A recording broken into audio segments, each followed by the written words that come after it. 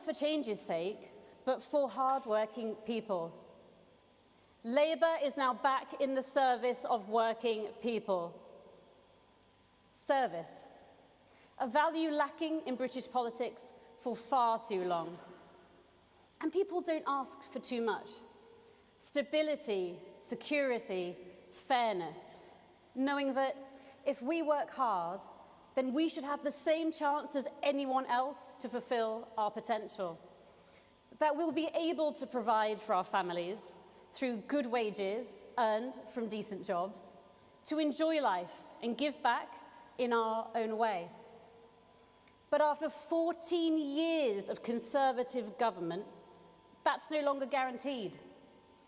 With waiting lists up, crime up, and the cost of living still going up, simple things are much harder than they should be. This year, you can choose a better way. I know it doesn't always feel like this when you're up against so much. But with the election around the corner, you have the power to change things for the better. You can choose to tell this failed and out-of-touch Conservative government that they've had 14 years of chances. Now, it'll take time to deliver the scale of the change that Britain needs. But by voting Labour, you will have a government on your side again. A government that believes in politics as a force for good. A mission-led Labour government focused relentlessly on improving the lives of working people and their families. But one thing we can be sure of is that if we don't vote for change, it won't happen. So in 2024, no matter how you voted before, I ask you to look again at Labour. Let's give change a chance, and together we can get Britain's future back. It's my honour to introduce the person who could not be more dedicated to building this better Britain. Please welcome Keir Starmer.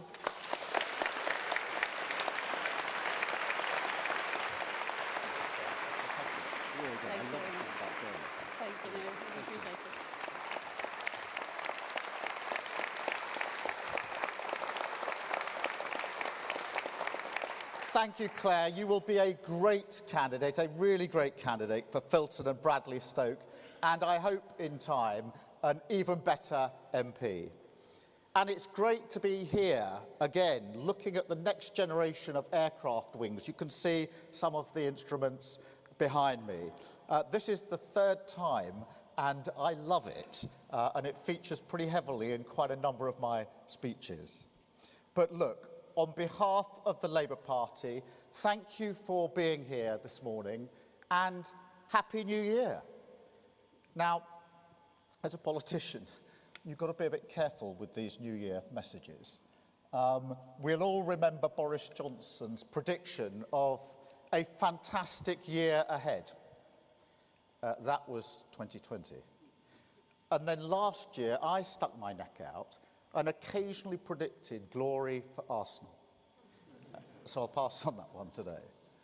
But look, there is one thing that we can be sure is coming this year, and I'm ready for it. The thought of millions of people right across our country putting a cross on that ballot paper. It's what we've been waiting for, preparing for, fighting for, a year of choice. A chance to change Britain, a clock that is ticking on this government. Because whether it's in the spring or later in the year, the moment when power is taken out of Tory hands and given, not to me, but to you, that moment is getting closer by the second.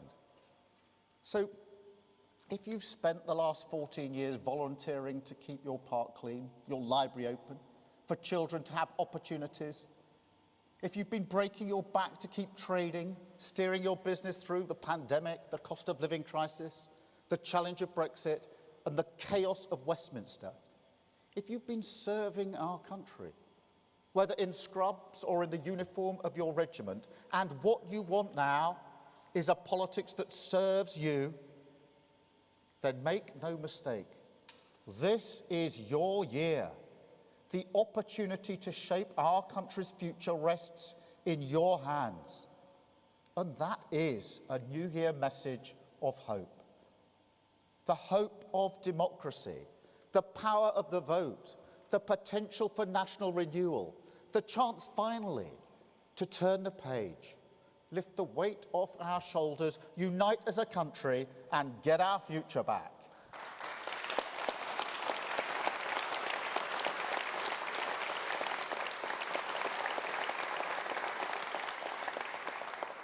For 4 years I've been working for this. 4 years working for the chance to tilt this country firmly and decisively back towards the interests of working people. It's been a long, hard slog. And I won't lie, I've hated the futility of opposition, the powerlessness and, yes, the pain that comes from watching the Tories drive the country I love into the rocks of decline. I didn't come into politics for that. I didn't expect a front row seat on this Tory performance art, a song and dance for your political attention, because they find performing so much easier than the hard graft of practical achievement. No. I came into politics to serve, to get things done, to strive each and every day to make a difference to the lives of working people. That's what gets me up in the morning. And if you can put aside the reality of Westminster just for a moment, it's why I still believe in politics. I had a long career before this at the Crown Prosecution Service as a human rights lawyer, in my work with the Police Service of Northern Ireland. I've looked into the eyes of people I served and represented, and I've seen reflected back the knowledge that government can make or break a life. Literally, when it comes to work I've done with people on death row, life and death decisions in your hands. Now, there's a pressure with that, of course there is. But that's the responsibility of justice and public service. And it's the responsibility of serious government. This isn't a game. Politics shouldn't be a hobby, a pastime for people who enjoy the feeling of power. And nor should it be a sermon from on high, a self-regarding lecture, vanity dressed up as virtue. No, it should be a higher calling, the power of the vote, the hope of change and renewal married to the responsibility of service. That's what I believe in.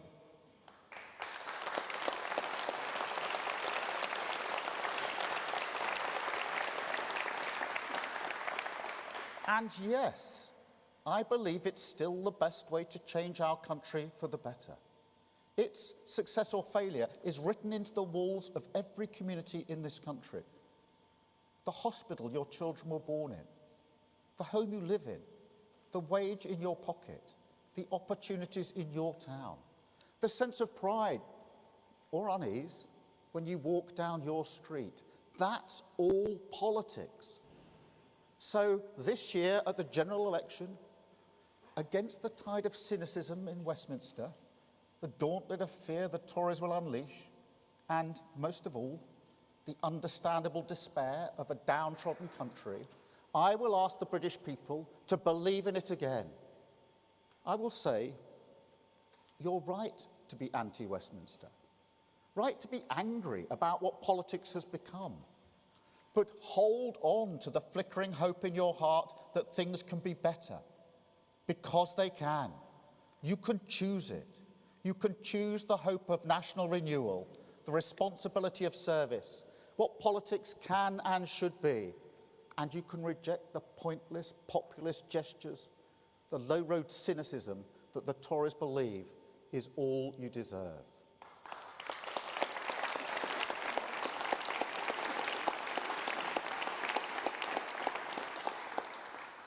that's all they've got left now.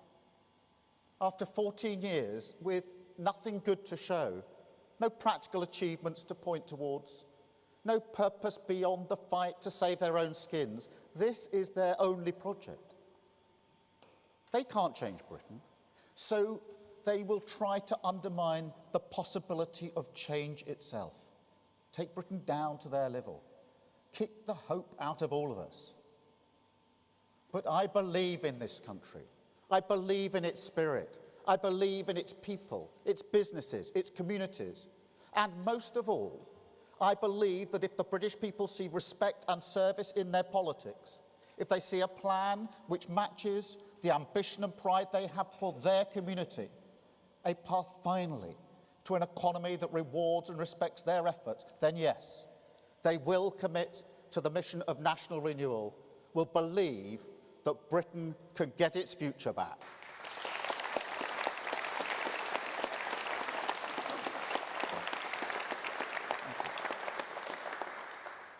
But I'm under no illusions. This is a huge test.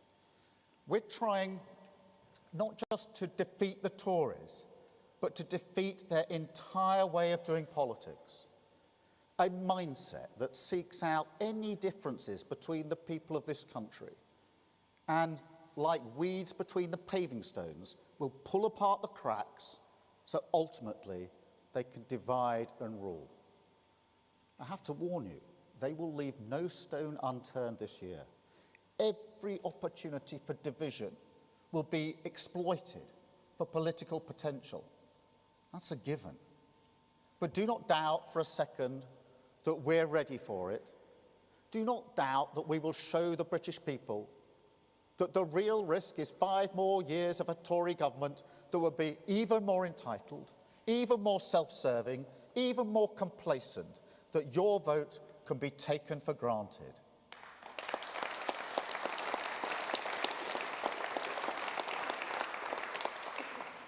And yet, at the same time, we have to bring the country together, have to earn trust as well as votes, nurture a spirit of national unity. That's what's distinctive about our job this year. To truly defeat this miserablest Tory project, we must crush their politics of divide and decline with a new Project Hope.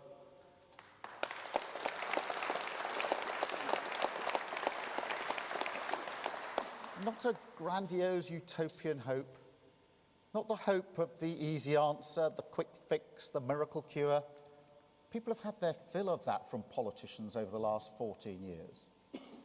No, they need credible hope, a frank hope, a hope that levels with you about the hard road ahead, but which shows you a way through, light at the end of the tunnel, the hope of the certain destination. That's why the national missions we've set out, the measurable goals, whether it's the highest growth in the G7, halving violence against women and girls, clean power by 2030, now they are unapologetically ambitious. I know they will take hard work, determination, patience, a true national effort. And for many people that invites a sharp intake of breath, a raised eyebrow, a question, can this really be done? But look, what really keeps me up at night is a different reaction altogether. The biggest challenge we face, bar none, the shrug of the shoulder. Because this is the paradox of British politics right now. Everyone agrees we're in a huge mess. Services on their knees, an economy that doesn't work for working people, even when it grows, let alone when it stagnates like now. Everyone agrees as well that it's been like this for a while, that Britain needs change, wants change, is crying out for change. And yet, trust in politics is now so low, so degraded, that nobody believes you can make a difference anymore. Also that after the sex scandals, the expenses scandals, the waste scandals, the contracts for friends, even in a crisis like the pandemic, Some people have looked at us and concluded we're all just in it for ourselves. A nation that is so exhausted, tired, despairing even, that they've given up on hope. A national mood which, if we aren't successful with our Project Hope, the Tories will subtly seek to exploit.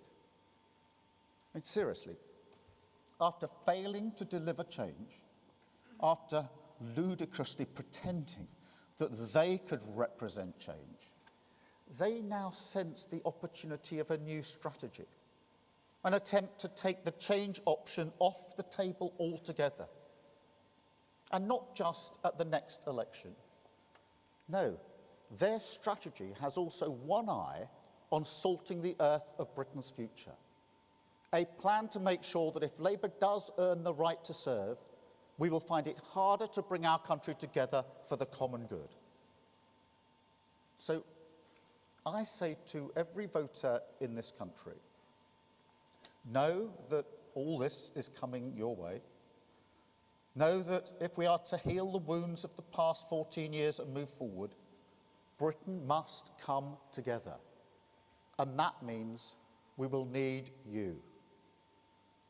But also know that whether you're thinking of voting Labour for the first time, whether you always vote Labour, or whether you've no intention of voting Labour whatsoever, my party will serve you.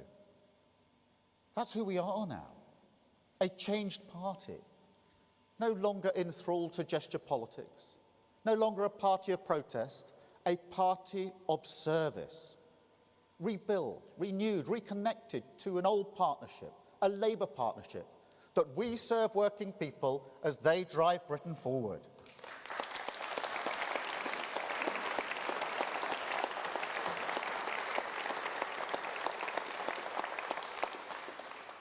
So this is what I promise, my side of the deal. The answer to the question, why Labour? I promise a new purpose, to drag politics in this country back to service, tilt our economy back towards the interests of working people, reward their efforts fairly once again. I promise a new plan with new priorities, 5 national missions that will sweep away the era of Tory division, a plan for the long term, with higher growth, a reformed planning system, no longer blocking the homes, infrastructure and investment we need, safer streets, more police in your town, cracking down on antisocial behaviour, cheaper bills with GB Energy, a new public company using clean British power, not foreign oil and gas, more opportunities for your children, new technical excellence colleges, training our kids in the skills they need and businesses want.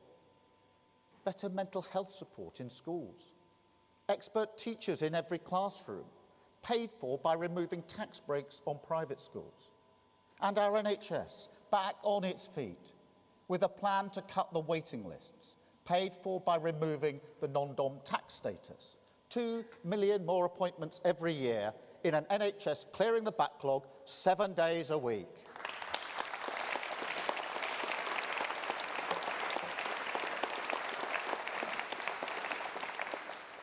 And written through this new plan, I also promise this: a total overhaul of how we approach the economy and government. On government, it means a new level of ambition and focus.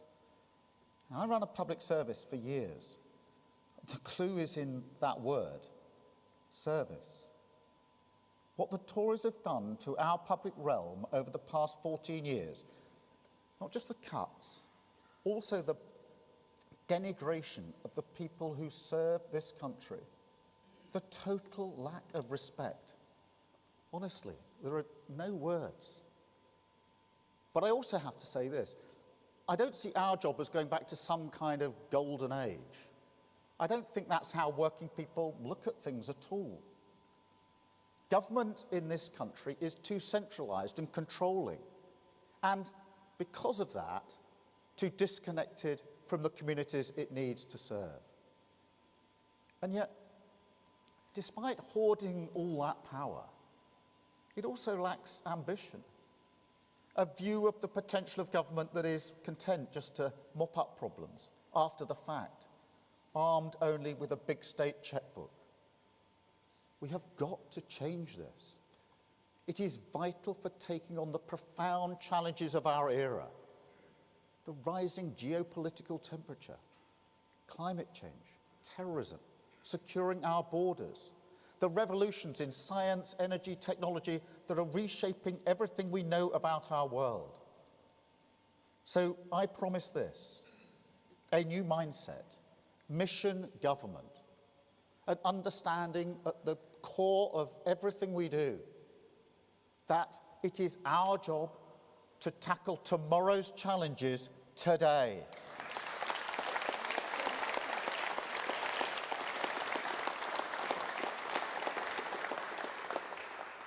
On the economy, it means a deeper argument about who growth should serve, where it comes from, who it comes from, where is the great untapped potential. And the answer to every one of those questions, the Labour answer: working people, communities casually ignored and disregarded, passed over as sources of economic dynamism, subjected to the Tory argument that thinks growth comes from driving down their wages and security, while they in turn should be grateful for anything handed down from those at the top. You know, I've read that the Tories want to fight the election on this terrain, that they think their economic comfort zone still has some purchase. But let me tell you, what used to be their strength is now their weakness.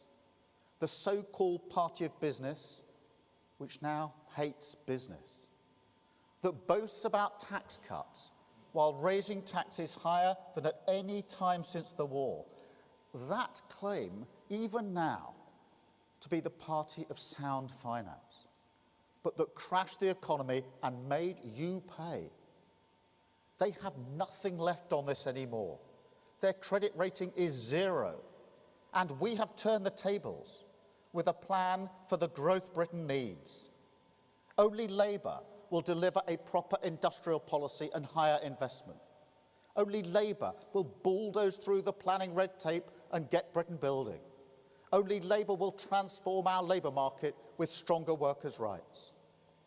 We don't just expect an election on the economy, we want an election on the economy, and we're ready for that fight, ready to close the book on the trickle-down nonsense once and for all.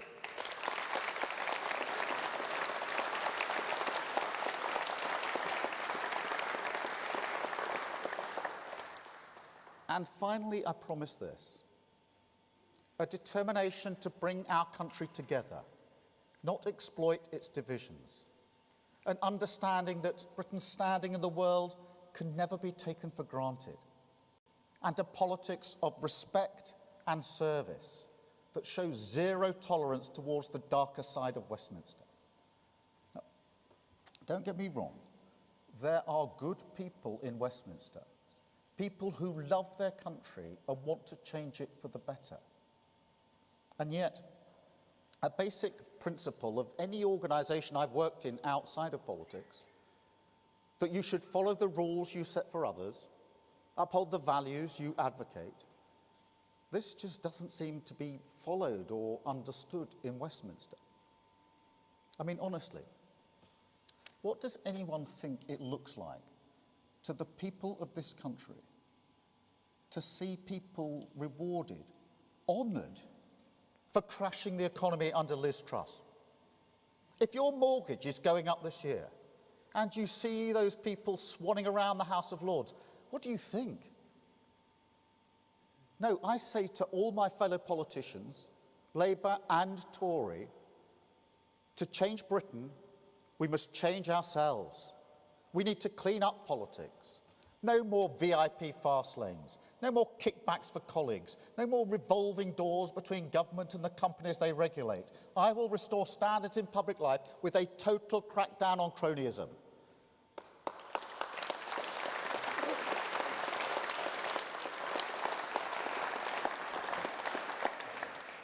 I've put expense-cheap politicians in jail before, and I didn't care if they were Labour or Tory.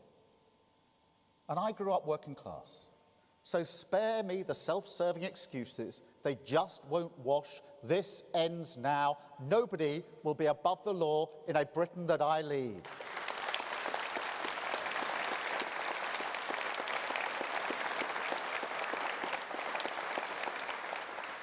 But with respect and service, I also promise this: a politics that treads a little lighter on all of our lives.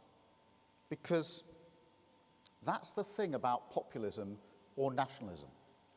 Any politics fueled by division. It needs your full attention, needs you constantly focusing on this week's common enemy. And that's exhausting, isn't it? On the other hand, a politics that aspires to national unity, bringing people together, the common good, that's harder to express, less colourful, fewer clicks on social media, and in some ways, it's more demanding of you. It asks you to moderate your political wishes out of respect for the different wishes of others. I mean, 45 million voters can't get everything they want. That's democracy.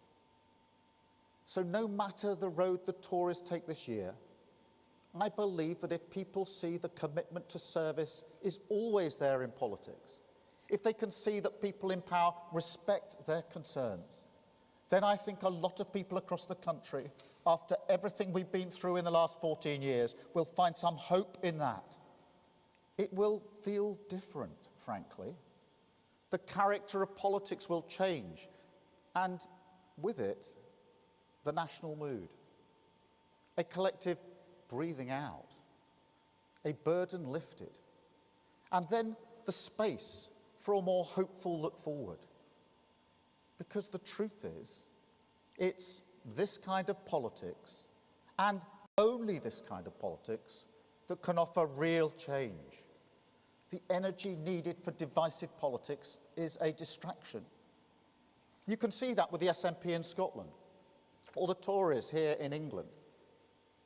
And I learned this firsthand in Northern Ireland. Before the police service of Northern Ireland was set up, the idea that the nationalist community would buy into it in any way was utterly unthinkable. Now, there's always more work to do on that. Peace in Northern Ireland has to be won every day. And yet, with patient listening, with determination, with the people of Northern Ireland coming together, not only with those different to them, not only with those who disagreed with them, but even with those who took up arms against them, the unthinkable happened. Catholic men and women did step up to serve. So don't listen to the siren voices that say we can't change Britain. We can and we will. Don't listen when they say we're all the same. We're not and we never will be. And don't listen when they say politics makes no difference, because it does. If you can't get an affordable home in your town, but with Labour you can, that's a difference worth fighting for. If you can't get a job with regular hours that will let you look after your family, but with Labour you can, that's a difference worth fighting for. If you're a care worker who saved lives during the pandemic and has been rewarded with poverty wages, but with Labour you can get a fair pay agreement, that's a difference worth fighting for.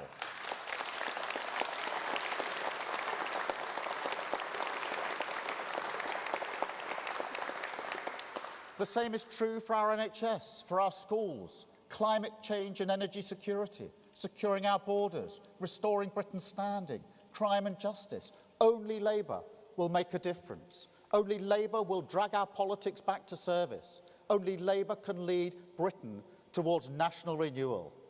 And you have the power to vote for it. A party of service with a plan versus a party with nothing to offer because it only cares about itself. Hope or cynicism? A new politics or the same old Westminster? Continued decline with the Tories or national renewal with Labour?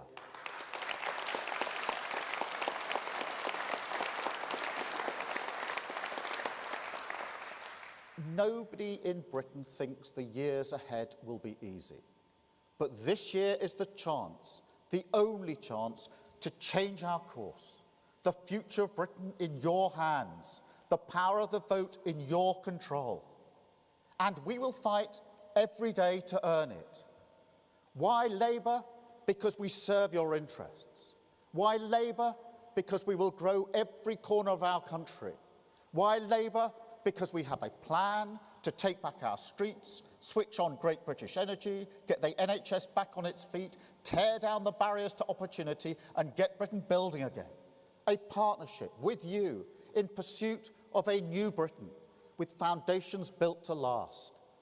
The value of hard work restored, sticking plasters rejected, the Tory era of division over, a Britain standing tall again, looking forward again, believing again that tomorrow will be better for your children. That's our future, and this year we get it back. Thank you very much. Oh, nice to see you. Thank you.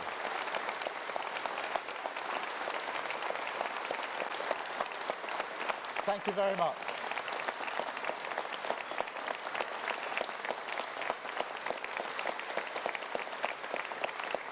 Thank you very much, everyone.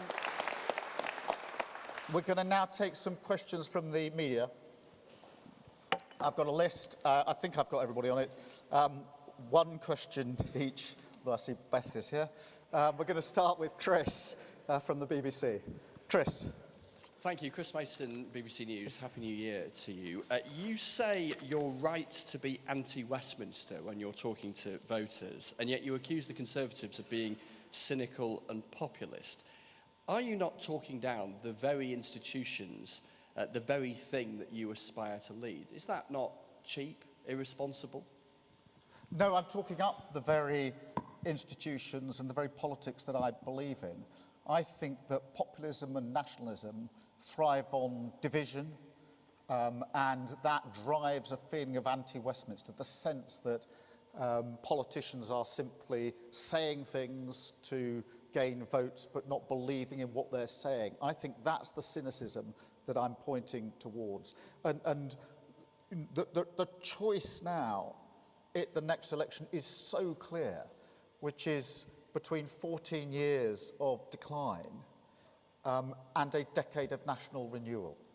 And I don't think there's almost anyone across the country who doesn't think we've had 14 years of decline. When I say that, people don't quarrel with me and say, no, you're wrong about that, Keir. They know it's been decline. What we're offering is a decade of national renewal. Decade to indicate it's going to take time.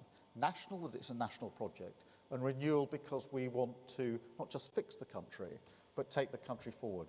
Thank you, Chris. Beth. Thank you. Thank you, Keir Starmer. Part of your pitch today seems to be to try to energise apathetic voters, but beyond the rhetoric in that speech, and there was lots of it, when you get to the nuts and bolts of a Labour government, on public services you say money's so tight you won't invest. On tax you more or less ape the Tories, and you seem to be ditching your one big idea, which is big money for green investment. Your entire pitch seems to be vote Labour to see the back of the Tories. Isn't there a danger that voters will see you not as a leader of change, but one who's overly cautious and timid and who turns them off? Well, Beth, I think if you look at this distinction, the change that we're offering, the difference that we want to make, between 14 years of decline and a decade of national renewal, they are two fundamentally different things. And underpinning the decade of national renewal, these are not just words. I've set out over the last 12 months 5 national missions that we will seek to achieve over the period of the next Labour government. And they are really ambitious The idea that there's no change. The highest sustained growth in the G7 felt with living standards improved across the whole of the country. That's huge. Nobody says to me that that's a minor difference. It's a huge, huge difference. Clean power by 2030. There'll be lower bills, energy security, the next generation of jobs. Nobody says to me that's no different to the Tories. They say, how are you going to achieve it? When we say we want safer streets, within which we are committing to halving violence against women and girls. No government or opposition has ever committed to that before. And I know from my work as Chief Prosecutor just how hard that is. Nobody says to me that's no difference.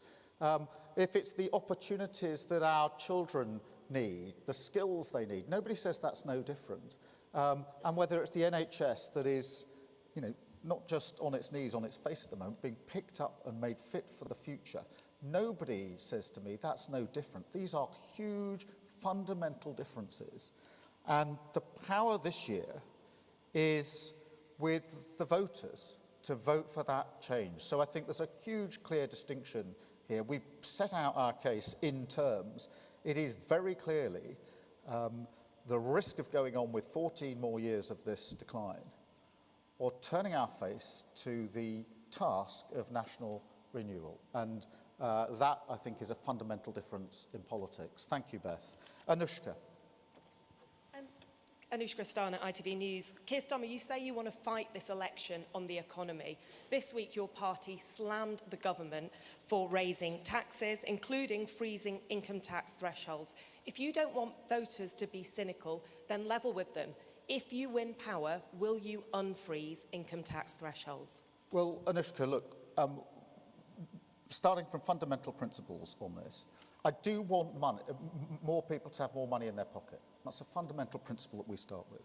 Now, the question is, how do we get to that? And I'm challenged on tax all of the time. The first lever that we want to pull, the first place we will go, is growth in our economy, because that's what's been missing for 14 years. Without growth, we won't have the money to run our public services, to provide what is desperately needed. So that's why we've put all of our focus on growth and on the economy.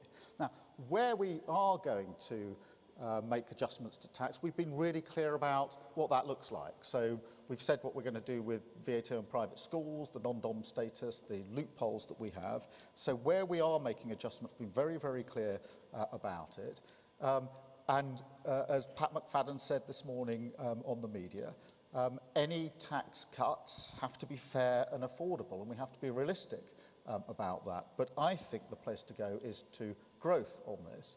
But the idea, frankly, that the Tories can lecture anybody about tax cuts or tax rises is now ludicrous. We've got a higher tax burden now than at any time since the Second World War. That's every government, including all those Labour governments. So they're in absolutely no position. And that's why I said centrally in this speech, if they want to fight on the economy, if they still think in some fantasy land that this is strong territory for them, they don't realise how much we've turned the tables now. They don't realise just how poor a card that is for them to play. Thank you, Anushka. Can I go to Paul, Channel 4? It's Paul McNamara, Channel 4 News. Where's your jacket? Another glitter incident? Sorry, wrong question. Don't tempt fate. Look, John Crudder said he doesn't know what a Keir Starmer government would stand for. The same comes up time and time again in focus groups. Now, I know your team says you've got lots of policies, you've got 2 pages of them, but if 2 years in, both Labour policy chiefs, former or whatever, and voters don't know what a Keir Starmer government would stand for, what is it you are getting wrong? Well, Paul, thank you for the question. Last year, I set out in more detail than I think any opposition leader has ever set out before, the 5 driving missions of the next Labour government. And I've just been through them. That higher growth, high sustained growth in the G7. There's no lack of clarity there. It's very clear what that means, measured in living standards across the whole country. An NHS, not just off its feet, but fit for the future. No lack of clarity there. Nobody said, what are you talking about? I don't understand that. The opportunities that children and young people need for the skills they need for their life and the work they're actually going to do. You can't say, well, that's a bit ambiguous. I don't understand that. Safe streets, halving violence against women and girls. What's ambiguous or unclear about that? And so, and clean power by 2030, this idea of ensuring we have lower bills, energy security, and the next generation of jobs. There's no lack of clarity there. So I believe firmly that we've set out precisely what we're going to do. I've also said that these will be our priority. And I've said a number of times there will be good Labour things we won't be able to do in quite the way we wanted when we wanted. So set out in terms of what we're going to do, how we're going to do it, how we're going to achieve it, and I take your question as an invitation just to repeat that so that hopefully those that still claim that we've not been clear can have another chance to remind themselves of all the things I've been saying for many, many months now. Thank you very much. Chris, GB News. Thank you. Christopher Hope, GB News. You mentioned clean power there by 2030, lower bills, that would mean. How would you fund the 28 billion annual cost of your net zero measures? From borrowing or taxes? And a quick one about the darts last night. Has Luke Littler's maturity and professionalism shown that 16-year-olds are ready to have a vote? The voting age should be cut from 9 to 8. Chris, Happy New Year. You're the first to breach the one question rule. I'm sure Beth is going to be vying to get that position back as quickly as possible. Look, on clean power 2030, the first thing to say is, let's be clear what the mission is, which is clean power by 2030. And that is one of our 5 missions, and we are determined to achieve it for all the reasons I've said, because with that comes lower bills, with that comes energy security. Putin can't put his foot on our throat, and with that comes the next generation of jobs. We've set out how that will be funded, the money that is needed for the investment that is undoubtedly needed, saying that the £28 billion will be ramped up in the second half of the Parliament, that will be subject, of course, to any money that the government is already putting in, and it'll be subject to our fiscal rules. And that means that if the money is from borrowing, which it will be, borrowing to invest, but the fiscal rules don't allow it, then we'll borrow less. So it's very clear, and that's why this attack is utterly misconceived on us. It's a very clear strategy, and frankly, I think most people understand the argument.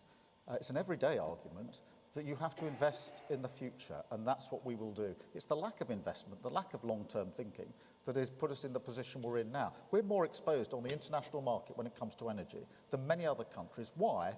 Because the government never took long-term decisions. I'm not prepared for an incoming Labour government to make that mistake.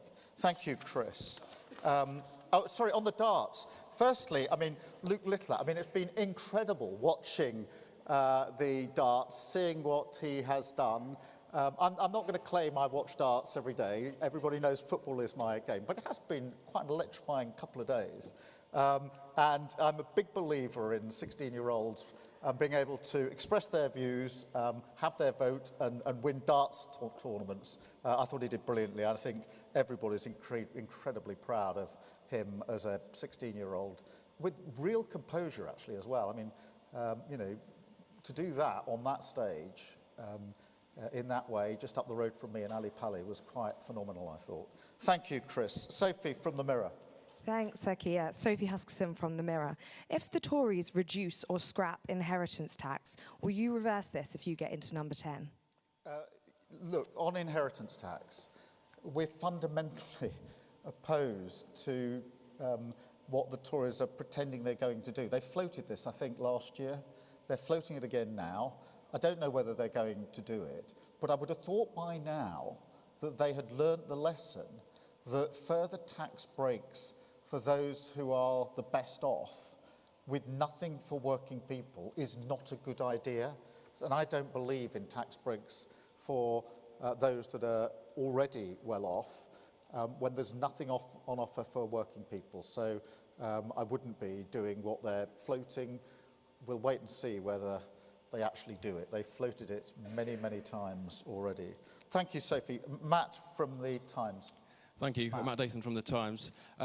Immigration is bound to be one of the key issues at the election, and I'm not sure you mentioned that once in your speech. So I was going to ask you if that's all right. On illegal migration, you said you were open to the the idea of processing asylum seekers abroad, either by allowing them to claim for asylum from abroad or sending them offshore. Where would you send those people who are refused asylum? And just very quickly on legal migration, this time next year you could be inheriting a policy to increase the family visa income to 38,000. Would you keep that or scrap it?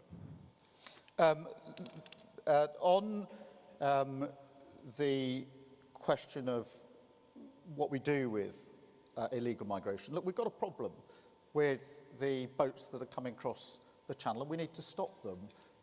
Nobody should be making that dangerous journey across the channel, and the government has lost control of our borders, and that is why it's of such concern to many people in the country. And I'm open to credible ways of dealing with that. I think the most credible ways of dealing with that are smashing the gangs in the first place. Those boats are being made now pretty much to order. They're bigger boats. They're being stored and brought in Europe and brought across Europe to the north coast of France and being used there. Gangs are running this. Vile gangs are running this. Now, for 5 years I was chief prosecutor, and I worked with other law enforcement agencies across Europe to smash drug smuggling gangs, people smuggling gangs, terrorist gangs. It can be done. I refuse to accept that the only gang that can't be broken is the gang that is running this vile trade. And so that would be my number one, which is stop it in the first place. Put your political energy into that. I also think, by the way, that we should process the claims of those that are actually here. Most people would be pretty shocked to know that of all those that have arrived by small boats in the last year or so, only 1% or less than 1% now have actually had their claims processed. So the system is fundamentally broken, and then we need to have a system for returning those who fail to the country that they came from. On the specifics of your question about processing offshore, there's a difference obviously between processing offshore and deporting people to places like Rwanda. And that does happen in some cases already. The Ukraine scheme has an element of processing offshore before people arrive in this country. It can be done, and I'm open to sensible suggestions and credible solutions to what is very obviously a problem. But I've simply refused to back down from my central proposition that I do not accept that you can smash drug gangs, terrorist gangs, people smuggling gangs, but somehow everybody does not think you can smash the gangs that are running this foul trade in the first place. I'll never accept that. And I will continue to maintain that it can be done, and if we have a Labour government, we will roll up our sleeves, put our shoulder to the wheel and get on with it. In terms of the family visas, I think the government is already slightly adjusting its position on this, so we'll have to see what they say in the new year. But I've been clear, I hope, that one of the main drivers of lawful immigration is the fact that we don't have the skills we need here in this country. If you look at the rising numbers of work visas, care worker visas, they've gone hugely through the roof. And that's because we haven't got a skills strategy in this country to deal with it. And I think that that's what we need. And that ought to have the effect, will have the effect of driving the numbers down. And for good reason, because we should have a skills strategy. Thank you. Harriet from the Mail. Harriet Line, Daily Mail. When the general election campaign comes, will you be prepared to do several head-to-head TV debates with Rishi Sunak? Or are you and your aides, as has been reported, keen to duck them? No, well, that report is just nonsense. Look, I've been saying bring it on for a very, very long time. I'm happy to debate any time. I'm happy to be here. All these events I do, I take all the questions from pretty well all the journalists that are here. So I don't think anyone can accuse me of ducking scrutiny or debate. So look, I mean, as I've said many, many times, Harriet, just bring it on. Let's...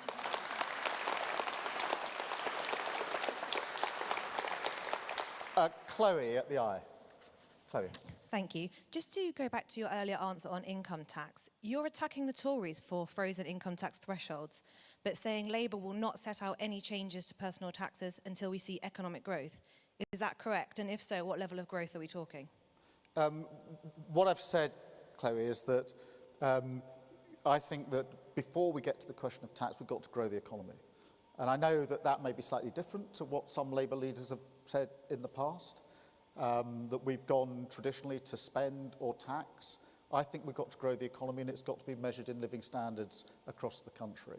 I'm not going to put a percentage on that. We desperately need to turn this situation around because the economy has been flat for 14 years. That means people's wages have not risen significantly for 14 years, and everybody is feeling the pinch on the cost of living crisis. So before we even get to the question of tax, we've got to deal with the economy. Now, that's not to say there won't be changes to tax, but where there are to be changes for tax, we'll set them out as we have done in the examples I gave earlier. Obviously, we've got at least another fiscal event before the election. We need to see what the situation is there.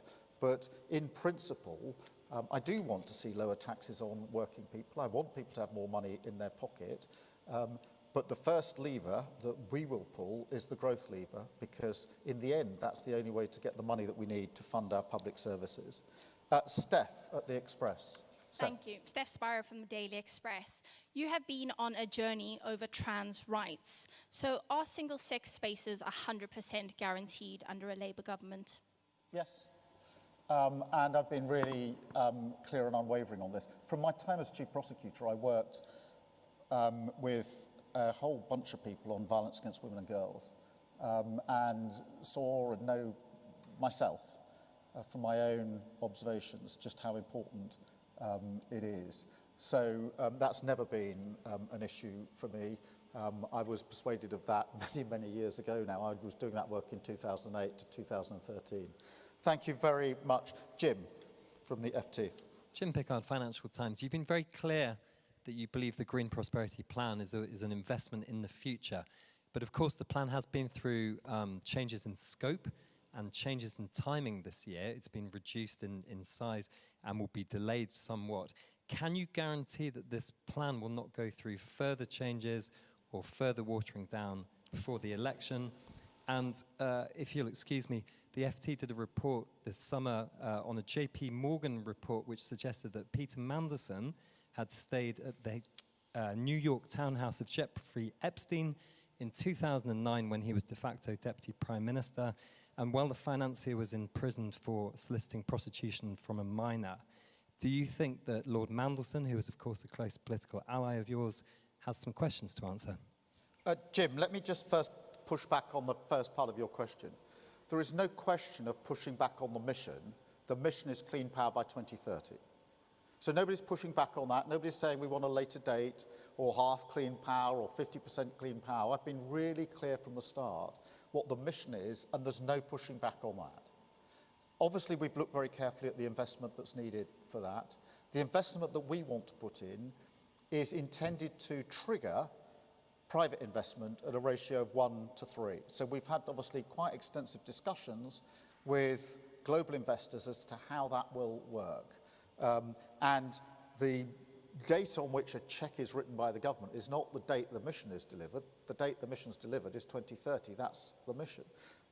Obviously, we've pushed back the ramping up to £28 billion. It doesn't mean there's nothing before that. It means it's ramped up to £28 billion, subject, of course, to the money the government may already be putting in and to our fiscal rules. But that is just sensible investment, looking at the changes since we first announced this in the cost of debt, but also looking at the practicalities, because now we're in quite intensive discussions with the partners that we hope to deliver with about what can be done when, what needs to be ramped up, what needs to be tackled first. And so, for example, planning would have to be pretty high on my list of priorities to start with to get the ball rolling on this. But I want to be really clear, there's no pushing back on the mission. The mission is clear, clean power by 2030. Nobody is suggesting that we're watering that down or pushing it back. On Peter Mandelson, look, and I do try to give pretty full answers in these sessions, I don't know any more than you do. And therefore, there's not really much I can add to what you already know, I'm afraid. And, that's simply the state of the affairs. Thank you, Jim. I've got Martina from The Sun. Thank you, Keir. Martina Bett from The Sun. You've just expressed a desire to lower the tax burden for working people, yet there seems to be no firm commitment to prevent an overall increase in the tax burden under a Labour government. Can you provide a concrete assurance that under your leadership, the overall tax burden will not rise and that there will be no new taxes? Well, so far as new taxes are concerned, we have actually set out a number of areas where we will increase taxes. So VAT on private schools is one, ending the non-dom tax status is another, closing some of the loopholes in our system.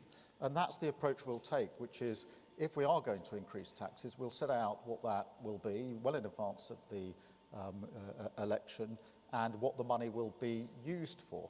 But when the burden, the tax burden is the highest it's been since the Second World War, then I don't see the way forward as increasing that burden, save in those express areas where we've said so. I do want the burden on working people to come down, but any tax adjustments have to be fair and they have to be affordable. And that's the difference between us and the government. Fair and affordable is the rule. But I go back to my central point, Martina, which is that in the end, we can argue about tax and spend all day long.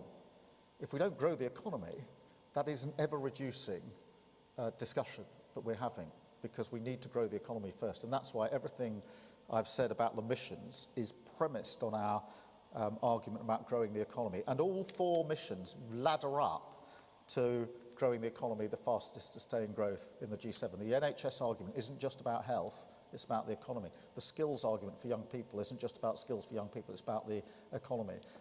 Safe streets is not just about safe streets, it's about safe places for our businesses to thrive on their high streets. That's about the economy. And clean power is to answer one of the single problems that almost every business tells me, which is my energy costs are through the roof and I can't afford it. And you need to do something to help me. So all of those ladder up to that. Thank you, Martina. I've got Amy from The Telegraph. Thanks, Sir Keir. Amy Gibbons from The Telegraph. You've been very critical of the Tory tax burden, as we've just heard. So what is more of a priority for you, cutting personal taxes or business taxes? Amy, I'm not sure I can improve much on the answer I've given 2 or 3 times now. In the end, the focus has to be on growth. And I know the government is floating tax cuts. This is what Liz Truss did. She floated tax cuts that were uncosted. And it crashed the economy. And working people are paying. They're paying more in their bills, paying more in their mortgages, even now. And so she's now rewarding, or the government's now rewarding, through honours, the people who broke the economy, for which working people who are watching this are still paying the price. I will never let a Labour government ever do that to working people. This isn't just an issue about going into the election with tactical positioning. I will never let a Labour government do what Liz Truss has done to working people. Absolutely not.